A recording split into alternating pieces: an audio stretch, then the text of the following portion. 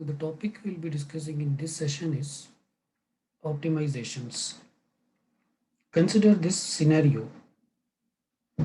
Japanese and a German were meeting at a conference located in Hawaii. Both of them want to use their laptops for exchanging data. Okay. And and they are using mobile IP for mobility support. The Japanese and the German and these two guys were meeting in a conference at Hawaii, and they are using their laptop and they want to exchange some data, and the laptop is running mobile IP with mobility support. Okay, so that means the laptop is something like a mobile device, mobile phone.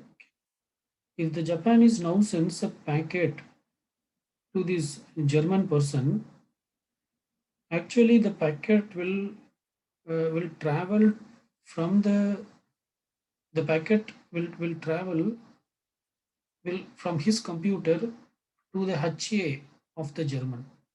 Okay, that is to the home agent of the German. That is, the packet will travel from Hawaii to German. Okay, then the HA in the German, it will now encapsulate the packet and it will tunnel it to the COA of the German person's laptop.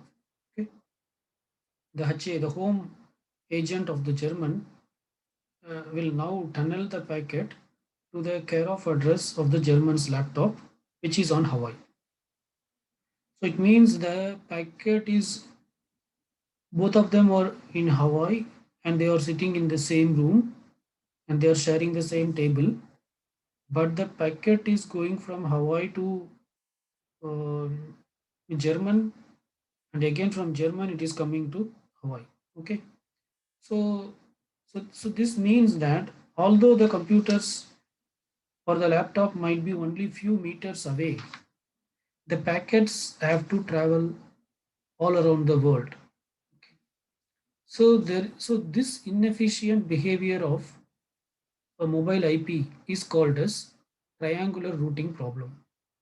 This inefficient behavior of mobile IP is called as triangular routing problem. Okay, the same thing happens when Japanese guy want to communicate with uh,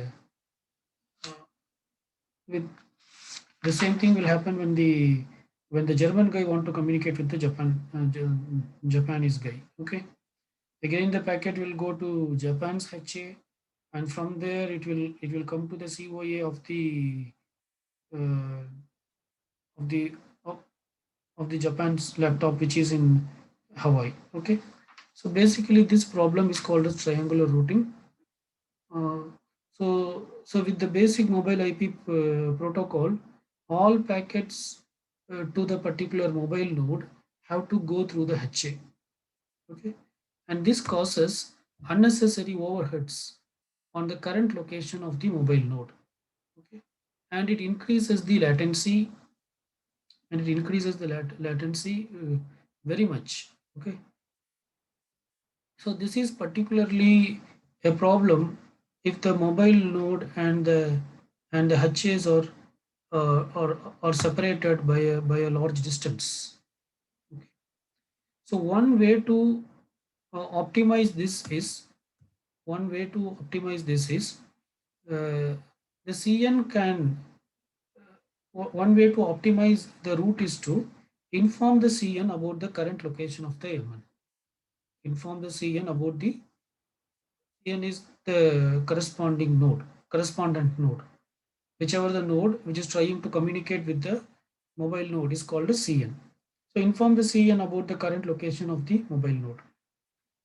So the CN can learn the current location of the mobile node by catching it in a binding catch. By catching it in a binding catch, which is a part of the local routing table for the CN. Okay. So in this particular lecture, we'll be discussing how these communications between CN and MN can be optimized, especially in such cases when the mobile node is moving from one uh, one foreign agent to another foreign agent. Okay, so we'll be using four types of messages. So this is called as, so what we are discussing here is optimized mobile IP.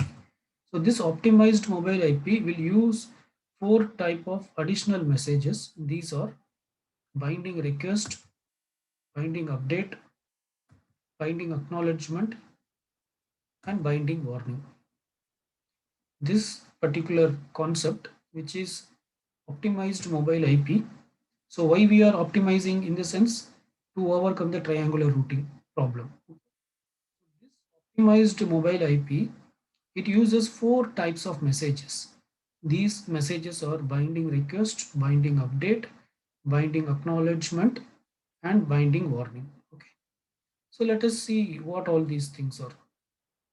Binding request. Binding request means if any node want to know the current location of a mobile node, then it can send a binding request to the HA, that is the home agent. If any node, if they want to know the current location of a mobile node, then it can send a binding request to the HA, that is the home agent. The HA can check if the mobile node has allowed the dissemination of its current location. Then the HA will check whether the mobile node has permitted to share its current location information or not.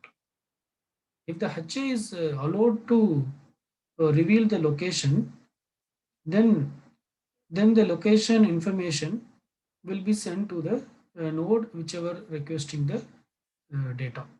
Okay, so this is about binding request. Binding request means any node can request the current location of the MN mobile node by placing a binding request to the HA, home agent.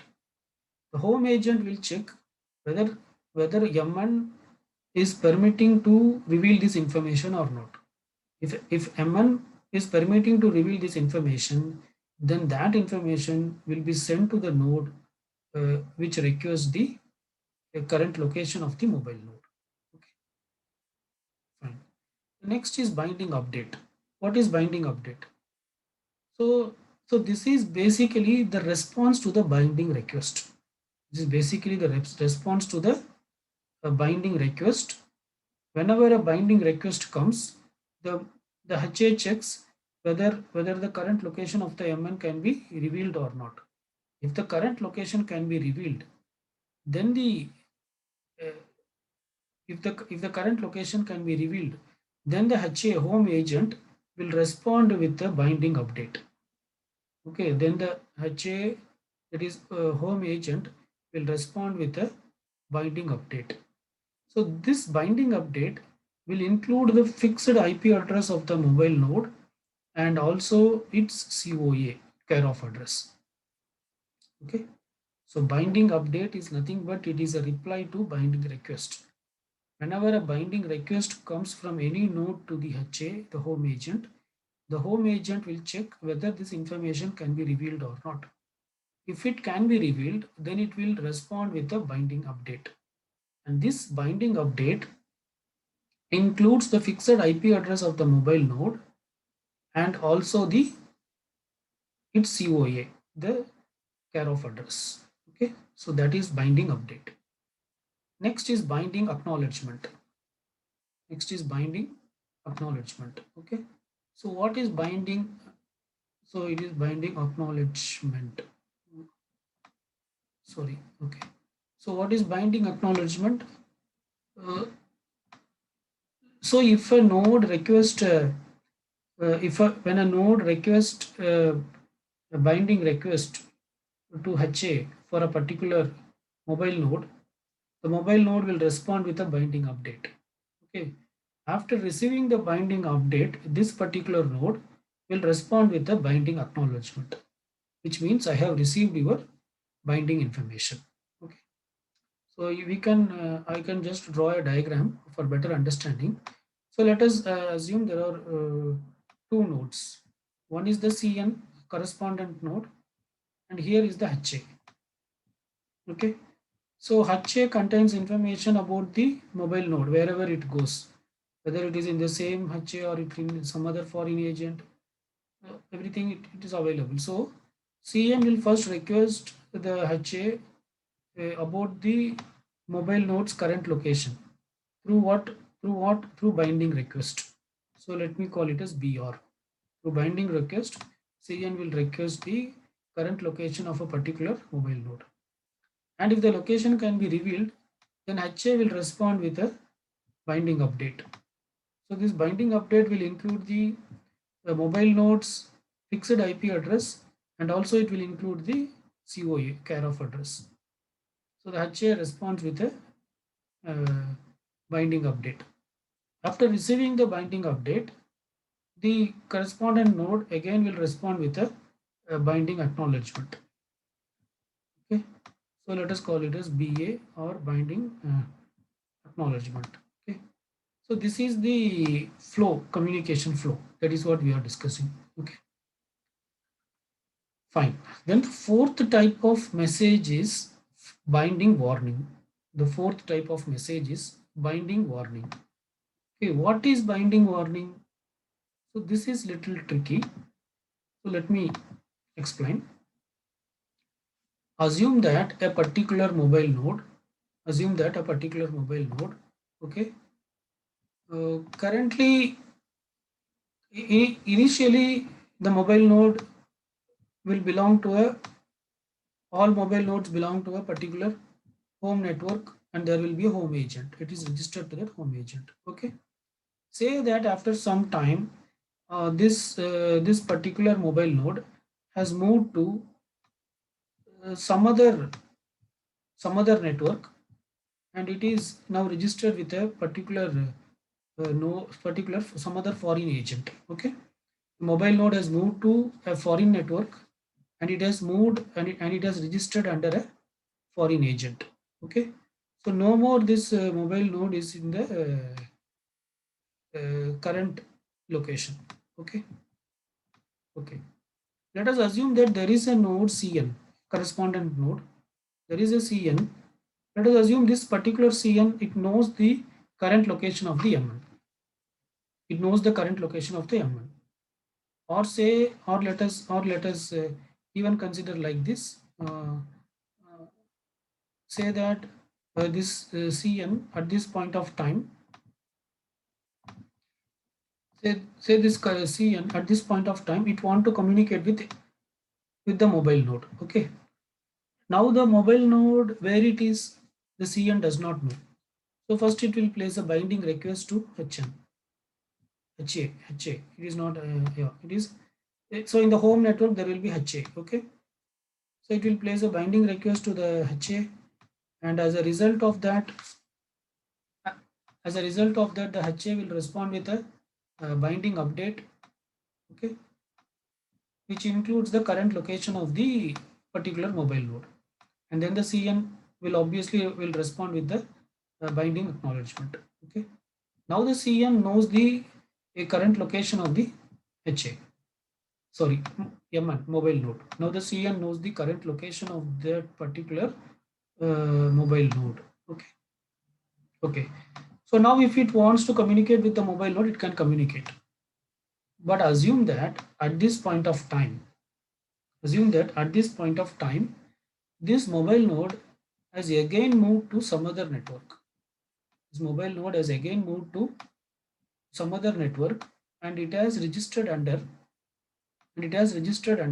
some other foreign agent.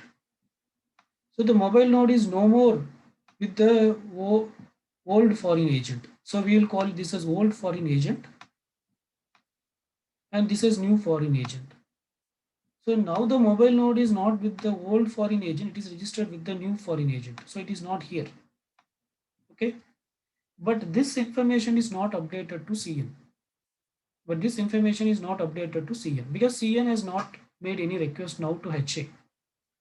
Sometimes back it made a request and it identified that mobile node is with this particular FA, that is old FA. Okay. Now if CN wants to communicate any data,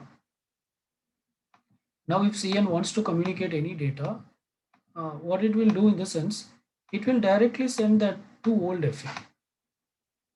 It will directly send that data to old FA because CA thinks that this particular mobile node is with old FA. So it will send the data to FA old. It will send the data to FA old.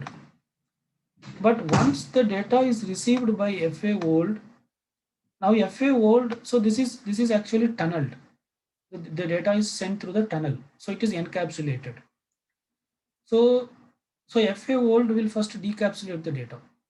It will decapsulate and it will find that this data is for the a particular mobile node is the destination. So now FA old knows that no more this mobile node is uh, under this network. It is in some other network. Okay. So FA old actually knows it is in which network because that information will be given by ML. When the mobile node moves from one foreign agent to another foreign agent, it will update the previous foreign agent, like in which foreign agent it is now connected. Okay. So now the FA old knows where the mobile node is. So what the FA old will do in the sense, it will forward that packet to mobile node. Okay. Whatever the data it is received from the CN, it will just forward, uh, sorry, it will not forward to the mobile node. It will forward to the FA. It will forward to the new FA. It will forward that data to the new FA. Okay. Okay, it will forward that data to the new FA because FA node knows that now mobile node is connected with new FA, right? And also FA old will send an binding warning to CN, and also FA old will send a binding warning to the correspondent node. Okay, so whenever the correspondent node receives the binding warning, then the correspondent node will understand that it is not communicating with the correct FA. It is communicating with some wrong FA. The moment CN knows this, CN will again send binding request to HA. CN will again send binding request to HA, requesting for once again it will request for the current location of MN. Okay, and HA will respond with binding update, and with that binding update it will know the current location of the mobile node. Okay, so for this purpose binding warning is used, right? So binding warning is when it is used in the sense, if a node decapsulates the packet for a mobile node, but if it is not the current FA for this MN, so that is FA old we discussed. When FA old decapsulates the packet for a particular mobile node, and if this node is not the FA for the mobile node currently, then it will send a warning message. Uh, then it will send a warning message to the correspondent node, and this warning message is called as binding warning, so that CN can communicate with the HA and get the correct location of the mobile node. Okay. So whenever the mobile node moves, it will just inform the FA old, and also it will register to HA. All movement will be registered with HA. Okay. And it will just inform the previous FA, right? So this is how this binding warning works. Okay. So I think it's clear. So whenever an FA foreign agent decapsulates the packet and finds that the destination node is not in this particular network, then the foreign agent will send a binding warning to the correspondent node, and that message is called as binding warning message. Okay, fine. Now let us discuss a timing diagram which shows how the FA is changing from how the mobile node is changing from one FA to another FA, and how these informations were coordinated between HA and old FA. Okay. So whenever there is a change of FA, packets on the fly during the change can be lost. Whenever there is the mobile node is changing from one FA one foreign agent to another foreign agent. During that time, whatever the packets that were transmitted for the particular mobile node can get lost. There is a possibility. Okay. So to avoid that, what happens in the sense, new FA always inform the old FA to avoid packet loss. Okay. Because if there is any packet is received by old FA, then then the old FA should send it to new FA. Okay. Old FA now forward the remaining packets to new FA. Old FA now forward the remaining packets to new FA. Okay. This information also enables the old FA to release the resources for the mobile node. Okay. So this happens whenever the mobile node changes from one FA to another FA.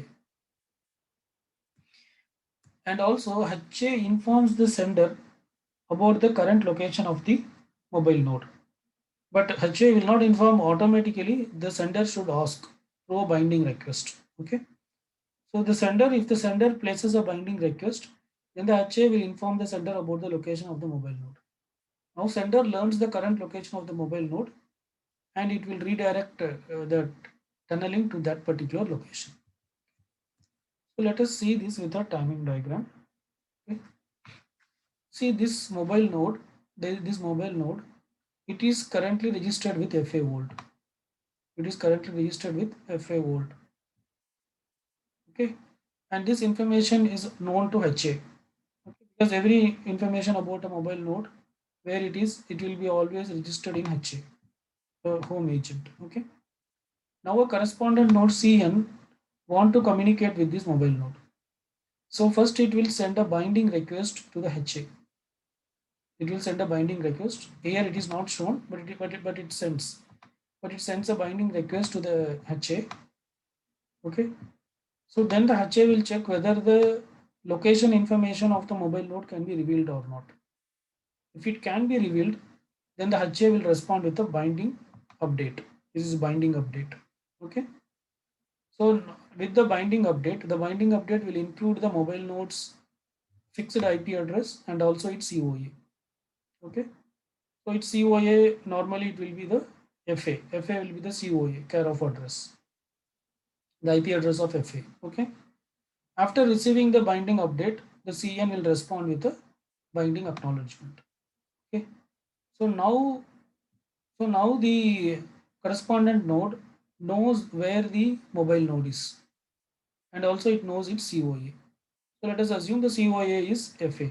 There are two types of COA as we discussed. The COA can be in the FA or it can be co-located. That is, in that co-located means it will be in the mobile node itself. So here let us assume the COA is in the FA. So now CN, correspondent node, knows the location of the mobile node. So now if it wants to send any data, it just sends the data directly to FA old. It sends the data directly to FA old. Okay, because to FA old only the mobile node is registered, and FA old will forward the packet to the mobile node. Okay, because FA old is nothing but COA. So that CN sends that to FA old, and FA old forwards the packet to the mobile node. Fine. Now consider this scenario. Now assume that meanwhile mobile node has moved from FA old to FA new. Mobile node has moved from FA old to FA new. That is, no more the mobile node is with FA old. After this point of time, FA old, the mobile node has moved from FA new to FA old. FA old to FA new. Now it is with FA new. Okay, right? And during the movement, what happens in the sense, the mobile node registers with FA new. Through this registration message, the mobile node now registers with FA new. Once it registers with FA new will update this to FA old. Once the mobile node registers with FA new will update this to FA old. That it will say that this particular mobile node, which is registered under U, now it is no more registered under U, it is registered under FA new. Okay, and for that FA old will acknowledge. For that, FA old also will send an acknowledgement to FA new. Okay. Now if CN wants to send any data, but CN does not know about this change. But CN does not know anything about this change. Okay. So now if CN wants to send any data, it will just send to FA old. It will send it will just send the data to FA old. But FA old knows that now now the particular mobile node is not with FA old, it is with FA new. So it will forward the packet to FA new. And from there the packet will be forwarded to the mobile node. Okay. But in turn, FA old will also send a warning signal, that is binding warning, to CN. But in turn, FA old will also send a binding warning to CN, that is correspondent node. Okay. And for that, the correspondent node will respond with a uh, for that the so once after receiving the warning, the correspondent node will send a binding request to HA. So this line represents HA. Okay. So the correspondent node will send a binding request to HA. Now HA will provide the binding update which contains the current location of the M1, and for that the CN will send an acknowledgement. Okay. So this is how the whole scenario works, right? Okay. Here one more thing. See this first line, what it represents means initially CN wants to communicate with mobile node. Okay. But CN don't know where the mobile node is. The corresponding node don't know where the mobile node is. So here it is not sending the binding request. So generally all node will be by default, it should be with the home agent. Unless and otherwise it is moving, it should be with the home agent. So assuming that the mobile node is in the home agent, CN is sending the data to the home agent. Because home agent will be the COA. Home agent will be the COA generally for any node. Okay. So the correspondent node sends the packet to the home agent. Now the home agent knows that the mobile node is not in the home network, whereas it is in a foreign network. So it sends the data to that particular COA, which is nothing but FA old. And from there the data reaches the mobile node. Okay. But after doing this, home agent also sends the binding update to the CN. In this case, it is sending the binding update even though CN has not asked for it. Because CN is thinking the mobile node is in the COA, so it is sending to COA. It is sending to home agent. Okay. So home agent understands that CN does not know this. So it is sending an update, binding update to CN, which includes the current location of the M1, its IP address and its COA. For that, CN responds with the acknowledgement. Okay. Now again, when CN wants to communicate with M1 second time, now it is not it is not sending to HA. Now it is directly sending to FA volt. Okay.